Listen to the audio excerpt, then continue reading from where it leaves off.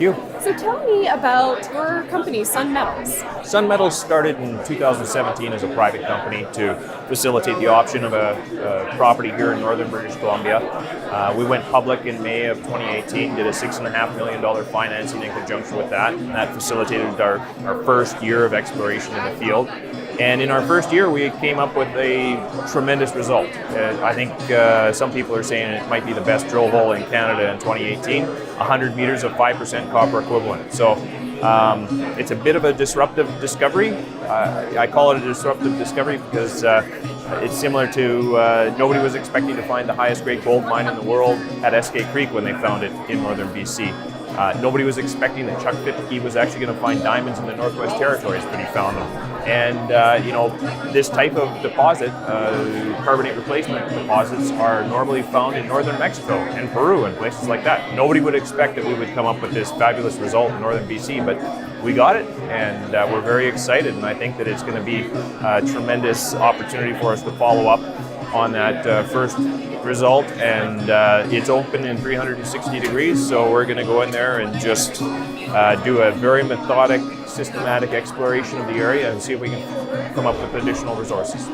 Excellent. So it's very exciting for your company, but more so, what does this discovery kind of mean in the mining sector in BC and Canada? Well, I think it's important, as I said, with a disruptive discovery, it sort of points out what we haven't been looking for. And here in British Columbia, we're well known for porphyry deposits and looking in back arc basins.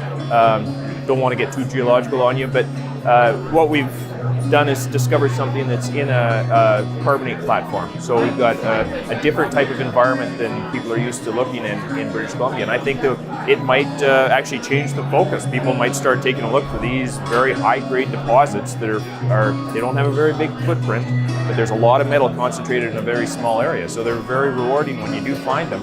And I think it might change the way people are doing their exploration. Wow, exciting times. Yes. So Steve, what did you come to the Natural Resources Forum to talk about?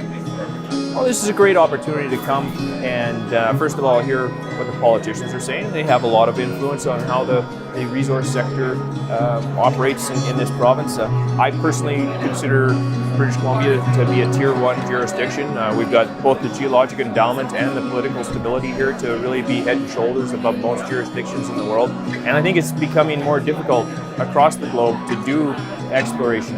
You wake up in the morning and find out that you've got a new partner in some places of the world. That sort of thing doesn't happen in BC. It's the rule of law applies here, and I'm very comfortable working in BC. Of course, working with First Nations is a very important part of working in BC. We've got a great partnership with Takla First Nation at the Stardust Project, having a meeting with them in a couple of hours here, and we're going to continue to cultivate that relationship. It's very important how to move forward. But that's aside from the politicians, meeting with our First Nation partners and other community partners, and also suppliers. This is a very great spot in British Columbia. A lot of the suppliers and professionals that work across the globe are based here in BC, so we have a real advantage and leg up working in BC, and this is a great opportunity to come out and meet with those folks.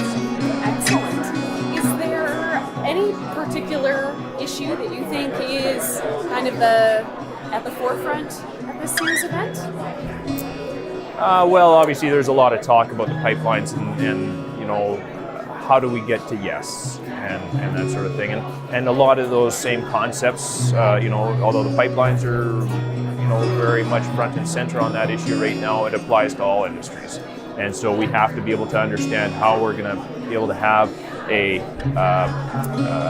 very solid process that's going to allow a lot of predictability and how we're going to be able to work through the process and get to yes, and be able to continue to be a very resource dominant economy and continue to have a robust future for all of our families as we move forward. I've got 3 kids that are here in BC and are relying on being able to stay at home and make a good living, and so I think it's really important that we spend a lot of time and effort in trying to make sure that we cultivate a good culture for resource development.